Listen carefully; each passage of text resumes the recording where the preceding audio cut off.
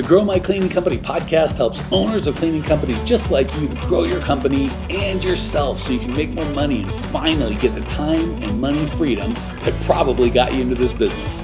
Discover how to automate and create systems that allow you to grow like crazy without losing control. If you dig the show and want to show some love, subscribe, rate, and review on iTunes. It really helps. Enjoy the show. Hey, Cleaning Nation, Mike Campion here. Sorry, Lindsay and I, she does edits the podcast, and we're being a little ridiculous prior to the recording. So sorry for the silly inside joke, but Lindsay and I are just having fun. All right, today I'm really excited because we only get to talk to Lindsay every now and again. She probably gets to spend the most non-coaches time with our clients, and she just gets a little different look at what you guys need and want and get where you get stuck, most importantly, than I think sometimes Suzanne or the other coaches than I do. So what I want to talk about today, and I'm glad to have Lindsay here because I think she's a good, different perspective than I, and even than Suzanne and Janelle, is getting stuck on little stuff. So I'll give a couple examples and I'll kind of let Lindsay, and then we'll just have a nice conversation. So, or a terrible conversation. Who knows? You know, the day is young. Maybe it'll be awful. Maybe it'll be cursing and throwing. I don't know. I've got high hopes. So I'll give a couple just examples. One from our clients, and then two, if you guys listen beforehand or after, I forget if it's on the before or after, you can text. I've got a little text app, and as of today, I don't know how long it'll last. As of today, I am personally responding to those. And some of the questions I get on there are just little tiny, silly, I don't want to say the wrong questions, but not helpful. Like, what email thing should I use? What, kind of software, or what payment processor, or just little detailed stuff. And it's tough, I can only do so much coaching over the phone. So the text is more just say, hey, see what you need, and kind of bigger picture stuff. But it's like, I guarantee if I ask those people, who is your niche client? What is the pain that you solve?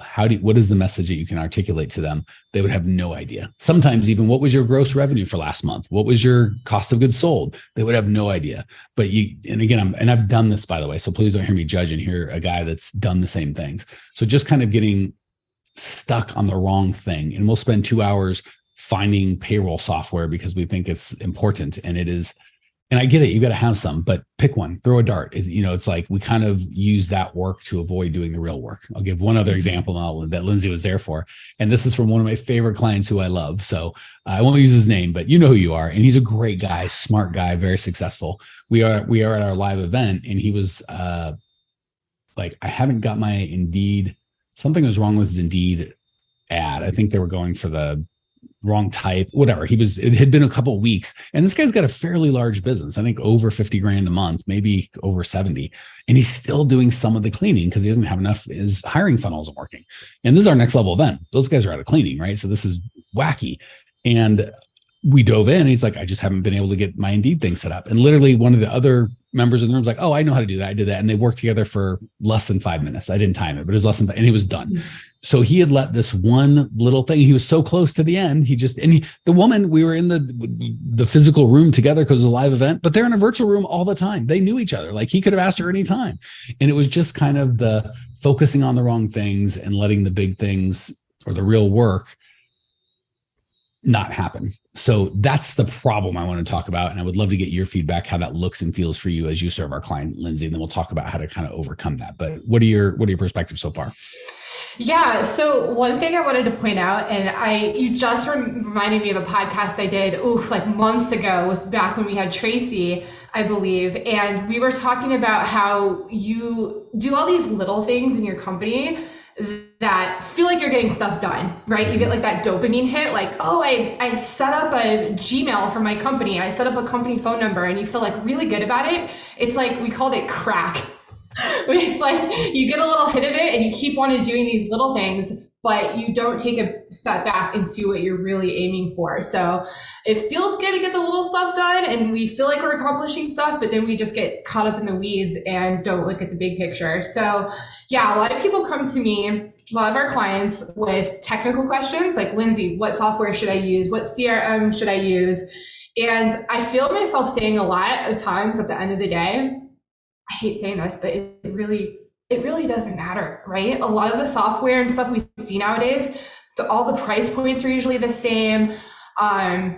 they really do the same thing. So I see people spending weeks trying to figure out like what phone company to use. And I just say pick one, even if it's the wrong one, at least make a choice so you can move on and get the bigger stuff done. So that's what I see a lot of times now, Mike.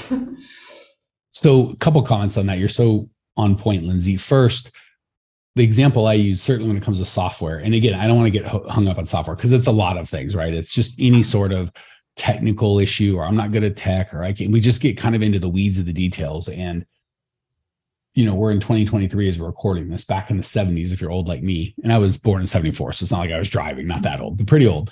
As I was growing up, there were different brands that were more reliable than other brands. Like, Honda wouldn't break down, but like some American cars, maybe in the 80s and even 90s, like weren't that great. But ever since about 2000, it's like, pick a car. They're all fine, right? Like, maybe the really reliable ones, have 8 defects out of 100,000. And the garbage bottom of the, like even Hyundai, for God's sakes, but that used to be a joke of a car. Now it's a legit car that like runs, right? So maybe the top of the line has 8 out of 100,000 defects. And the worst has 23 out of 100,000. And it's like, what are we talking about, guys? It's like you're at the car rental going, I don't know how I get to Vegas. And you spend 2 weeks at the car rental. Like, you could have been to Vegas, done what you're going to do, come back, return the car. And it doesn't even freaking matter. So software is kind of like, maybe in the olden days, it was this one's substantially better. But really now, when it comes to CRM, when it comes to credit card processing, when it comes to payroll processing, when it comes to scheduling, all the software that you guys think that you need, I think it's marketing maybe tells us like, buy our software and leave magic and everything be better. And we're wired as humans to be like, I would like that. I would like very much to just, have this magic bullet in my gun and then I'll be a millionaire. But if we think about it for 10 seconds, it's like, well, then wouldn't everybody be right? Like, if it was just this easy or this simple, wouldn't everybody be successful if they just bought that thing? And it goes with advertising. If I just got Facebook ads or direct mail or blah, blah, blah. And I'm not saying software is not good. And I'm not saying advertising isn't good.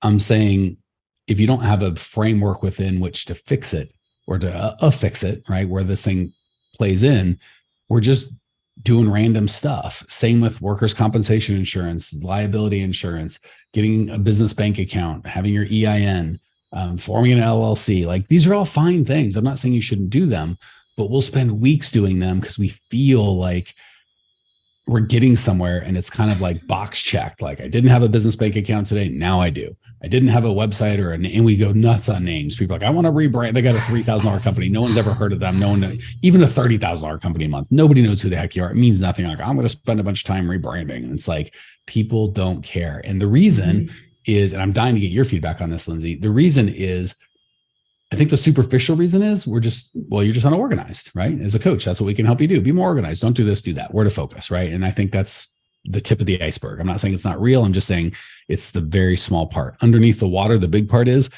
I'm afraid to do the hard work of thinking. There's not a lot of risk in buying software. I'm in control. I feel very comfortable buying software. Filing for an LLC. That might be a little bit like, I haven't done this, I don't know, but we can pay a lawyer and it's all very check the box, write a check, do your thing, fill out the paperwork, blah, blah. You know what I'm saying? It's not scary. Getting out in front of a real life customer or having an employee show up and having to interview them, these could be scary things. So, or even having to think through a system, be like, what should I really be doing? That's the high dollar work. So and that's why people clean all the time. We think it's because we can't hire and all that, and that's part of it, but there's not a lot of emotional risk at stake for cleaning a toilet. I go in, it's dirty, I clean it, it looks good, I get paid. It's not what I want to do for the rest of my life, but boy, was I in my comfort zone. And you're like, okay, now think about a marketing strategy, who you're going to do, and what the real pain is, and how to articulate it, and really come up with a plan that works. It's like, that sounds like a lot of work. I'd rather just spend the day comparing CRMs. So that's my thought. What has been your experience, and what would you recommend, Lindsay, from you getting to be in this world of how to help Clean Nation who's listening?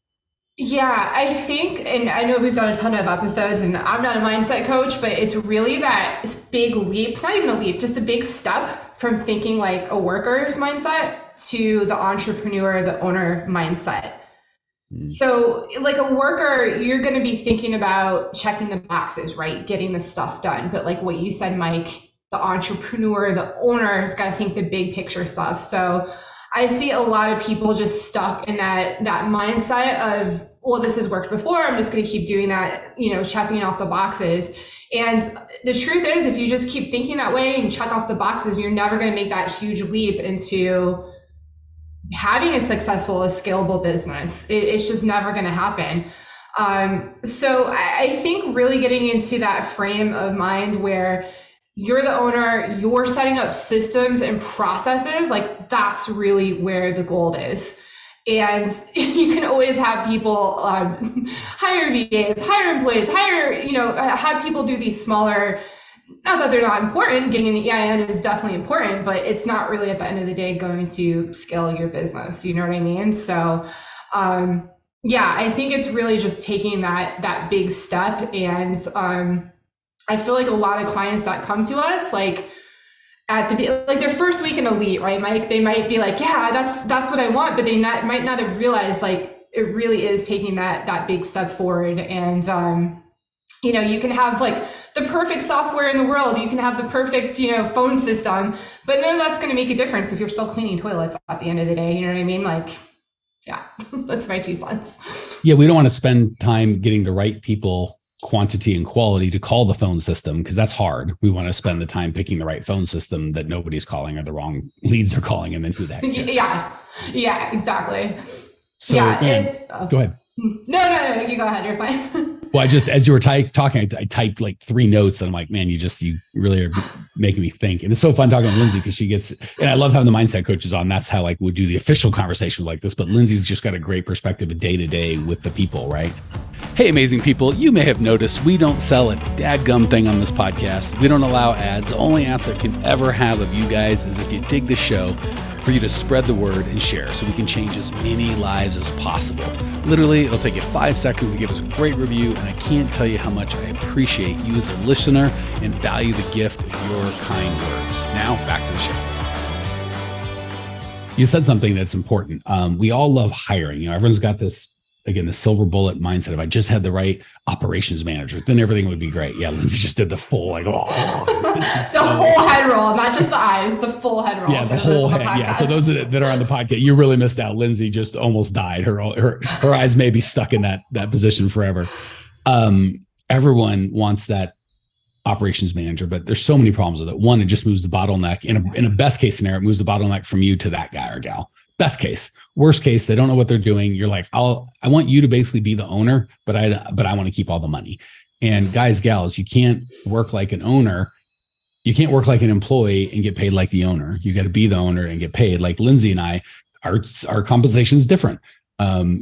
She has no risk, right? If things go badly and I have to write a check to make payroll, Lindsay's either wouldn't know, or if she did know, wouldn't particularly be concerned, maybe a little concerned, but like, tough deal for Mike. Sucks to be him.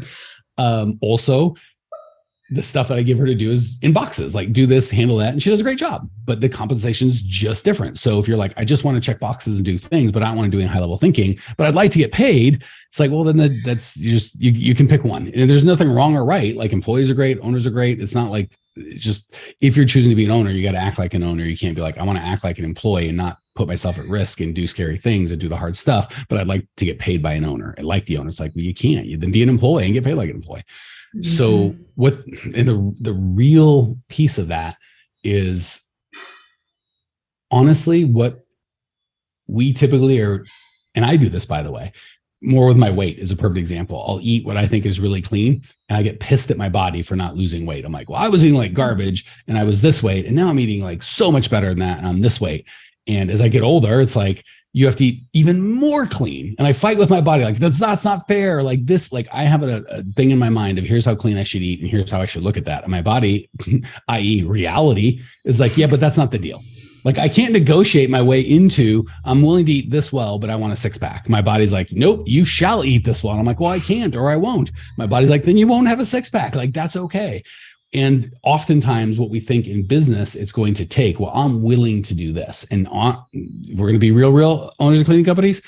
I'll work 100 hours a week. I'll ditch my wife or my husband when the business calls or something goes. I'll make myself sick. I won't have good diet. I'll worry about it all the time. That's what I'm willing to do. So, and frankly, it's not even fair. Most of the people on higher level programs, we try and get them under 10 hours a week, making $100,000 a year. But we're like, well, I'm working 100 hours, Mike. It's not fair. And it's like, maybe But here's the reality. You have to work, you have to do higher level stuff. And sometimes you don't, if you want to get twice as much results, sometimes you don't have to work twice as hard. You have to work 100 times as hard or be 100 times as good. Like, and I think as owners, we don't like that because there's a reason that most people have jobs, right? And in those jobs, if you did be a pyramid of a large band of people is at the bottom, kind of minimum wage, and then you get up higher and higher, people making $200,000-300,000 a year. There's very few of those. And the reason that people stay in the same band that they're in is they're like, well, I'm making $50,000 a year and I want to make $100,000 a year. So if I'm just twice as effective, then I can do it. You might need to be 7 times as effective. And like, well, that's not fair. Maybe it's not. I'm not here to say what's fair or not fair. I fight like hell with my body, but my body's not interested in my opinion. It takes what it takes. So we say things like we did our best, or we did as much as I could, or we did what we think is reasonable. Like we think we're the center of the universe, but the world is the world and the reality is reality. So sometimes you have to be like, Lindsay, owner of a cleaning company, whoever you are, working 60 hours and going, well, I'll work 80 ain't going to do it. It's actually making you go backwards. Working less and having hard conversations with customers and saying no and thinking and working on your business as opposed to in it, maybe investing in coaching, doing scary things outside of your comfort zone. That's what it costs. And people are like, well, I don't want to do that. Then you shall stay. And you're like, well, I'm going to work 80 hours as opposed to 60. Okay. Then you'll get that result. So again, I think we don't want to look right in the eyeballs what really needs to be done. And it's heartbreaking because again, either get a job, there's nothing wrong with that, and just get a good wage. Or if you're going to be an owner, be like, that's really why we get paid. At the end of the day, when it comes to too big of a problem for anyone on the team, it comes right in my lap. And maybe that's what I feel is too stressful for me, or I don't think, or I don't like it, or it's not fair, or we're getting sued, or we've never been sued, but someone screwed up our taxes or something that it wasn't even me. I paid someone, none of this is happening to us. And Lindsay's like, whoo, that sounds like a whole, yeah. I'm so glad I'm not the owner today. And I could do the same thing. Oh, so glad I'm not dealing. But at the end of the day, it's in my lap. So I could either pretend it's not, act like an employee and go bankrupt, or I could put on my big boy pants and deal with it, even if it's not fair. And oftentimes, guys, it ain't fair. People will take advantage and do the wrong thing. And we can shake our fists at the sky, how unjust it is. And maybe we're right. Or we can go, I'm going to change my diet. I'm going to change my exercise. I'm going to get the six pack that I want. I'm going to change the quality of the work that I do, not the quantity. And that's what's going to get me results. All right. I've been yakking a long time. Lindsay, thoughts, questions, wrap us up in the way you see fit. That was a lot. Yeah. I mean, to get different results, like you got to think and act differently, right? So that's really the main line of it. And I like what you said, Mike. It's like, if you realize that you don't want to do it, like that's okay. Then you're not meant to be an entrepreneur. Like you're not meant to be an owner. But I think a lot of people don't sit down and really think about this at the end of the day. I think a lot of small business owners don't really contemplate all these things, and they just keep kind of stay on that hamster wheel and go around and round and round and don't make any change at all. So, and I think what we do at Grow My Cleaning Company is really, we make you confront that, especially you, Mike. I've seen you coach, and you really make people confront that and take the action. And I think that is the next step in this whole podcast that we had, is number one, realizing this fact that you have to take different action. And number two, like actually taking the action and doing that. So that is my spiel. Yeah, there's really only two things that you ever need to do. You need to figure out what the right next step is, and then you got to do it. So if you're stuck, it's because you either don't know what the right next step is and you're doing the wrong step or no step, or you do know oftentimes what the right next step is. And sometimes you just need to be reminded, but you're not willing to do it. Either way, whether it's us or somebody else, a coach is probably the answer to that. It's a third party. And by the way, I love my wife. She's amazing. She loves me. I get paid millions of dollars to coach. I don't coach her. I try not to because she don't like it. So it is not a spouse, right? This isn't, or a business partner. It's got to be a third party who's got some skill in this area. So really, guys, gals, if you're looking for an action item, there's only two. Get clear on what you need to get the right next step, not a next step. There's always a next step, but get the right next step and then do the next step. And that's it. So that said, I'm going to end with one last thing that Lindsay made me think of.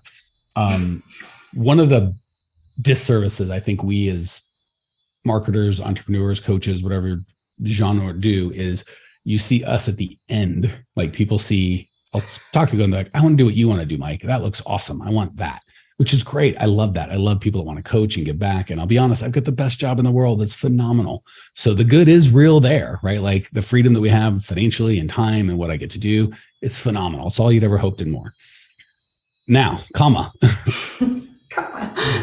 What it costs to get here is, and it's not that, for me at least, I don't hide it. It's just, it doesn't come up all the time because people don't ask it. So I'm going to bring it up now. When I bought my first company, I share all the time, I was raised by a single mom in the ghetto, like a very dangerous part of the town. We didn't have a car. We get broken into. I'm in Phoenix now. It's going to be 112 today or something. We would walk because we had no car. Like poor, right? Like it wasn't that I didn't like know rich people would help me. I didn't even know any rich people. Like I literally, until I was probably 20, felt like you're born like tall or short or black or white or rich or poor. Like it was this immutable quality. Like, oh, I'm poor. I was born poor and we're just poor people. Like I didn't understand. I mean, I got it. I knew I was an American and all that, but really I just felt like, well, rich people are different than me because I didn't know any. I only knew poor people and their beliefs, and that's that. So all that to say, that was the beginning. So if any of you are like, you're just a rich jerk, it's like, whatever. Maybe, but I was a poor jerk first, I promise. That was first. Second, I had all the money I'd ever saved up, and it took me years, and I had to borrow another $55,000 on top of that to buy my first business. And it was just a ton. Like, and all my employees quit on the first day. Like they put a yellow sticky note on my door at 8 a.m. It said, "We quit, dash the employees." And then that was like 8 a.m. At 5 o'clock at night, I was cleaning toilets. That was my first day until the sun came up, and repeat and repeat and repeat and repeat and repeat until I was exhausted. Fast forward some, my wife left. I went bankrupt, literally bankrupt. Couldn't afford to pay attention. Broke as a joke. I couldn't afford to finance a Big Mac with a coupon, man. Like no money. Sitting at the gas station, like, come on, like, please don't, card, don't decline. And groceries, please don't decline card. That's embarrassing. I think I've shared before, I've had $50,000 payrolls due on a Friday, and it's Wednesday. I got 23 grand in the bank. Never missed a payroll yet. Don't worry, Lindsay. So you put in 20 years of that, and then you get to the part where you're like, oh my gosh, I've got financial freedom. I can do what I want to do, but no one wants to talk about the tough spot. So I guess the way I want to leave it is, the good is as good as, from my experience, and there's other people out there and listen, but from my experience, the good is as good as I'd hoped it would be. Like, I really, really love what I get to do. And it's not just the money, it's a lot of the freedom and being able to help people. And it's amazing. Like, I feel so very blessed. And I think everyone shares those stories on social media and stuff. But then when it comes to the hard part, they don't share, but the cost is higher. So yeah, if you would have talked to young, dumb Mike, he was probably thought had 20% of how cool it was going to be and 5% of how hard it was going to be. I found the same thing to be marriage, right? Like, when I got to my bride, I was like, oh, it's going to be amazing. She's the best. And it is. It's so much better than I thought it was going to be. But it's harder than I thought it was going to be too, right? And it's fine to be single, and it's fine not to be an owner of a cleaning company. Just, you got to pay the price. Don't try and negotiate with reality. It costs what it costs. And if you got to be willing to pay the price, for me, don't lie, cheat, or steal. Like, if that was the price to be an entrepreneur, I'm out. But other than that, there's really no boundaries. As long as I'm not hurting other people or breaking the law or lying, cheat, or stealing or going to jail, I'm like, whatever it costs, that's what I'll do. So that's the real. I know it's not super fun, but the good news is the good is as good as you think it's going to be, probably better. Anything to add? Anything I missed, Lindsay? Someday we got to do a podcast on the mic in the middle. I want to know about that mic. That'd be fun. We'll do. That'd be fun. I'll let you set it. You either have you or Natalie interview. Well, we'll see. Clean Nation, if you're interested in that podcast and not coaching, shoot an email, mike@growingcleaningcompany.com. Let me know. Yeah. If we get good feedback, we'll set that up. I'll have like Lindsay or Natalie interview me about all the nasty stuff.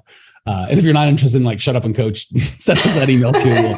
Well, maybe, be a little nicer. Come on. All right. Cleaning Nation, if this has been helpful and you're like, I would like to take the next step, I do need some help. growingcleaningcompany.com. There's 0 things for sale there. I don't think you can buy my book there. I think you have to go to Amazon. I think we're coming up on 1,000 podcasts, hundreds and hundreds of hours of free coaching. There's a Facebook group. Get to work. There's an opportunity to speak with a coach. growingcleaningcompany.com. Check out everything you need to get where you want to go. And I think everything on that site is free. Check it out now. See you there. Well, here we are, the end of the podcast, and you made it. Great job. I've got a little bonus for you for sticking through with me. But like I mentioned before, if you got value out of this podcast and you want to show a little love, subscribe, rate, and review on iTunes, Spotify, wherever the heck you're listening to this thing. Share it with a friend. Share the love. And as a special thank you for those of you that stuck with me to the end, how about I give you my personal phone number so we can text? It's a great way for me to get to know you, your business, your goals personally. So shoot me a text now, 602-932-6431, 602-932-6431. I am the only one who responds to these texts, and I will personally respond to everyone I possibly can as long as this number is manned. Don't know how long we're going to keep this at the end of the podcast, so grab it now, 602-932-6431. Give me a text, say hey, can't wait to meet you.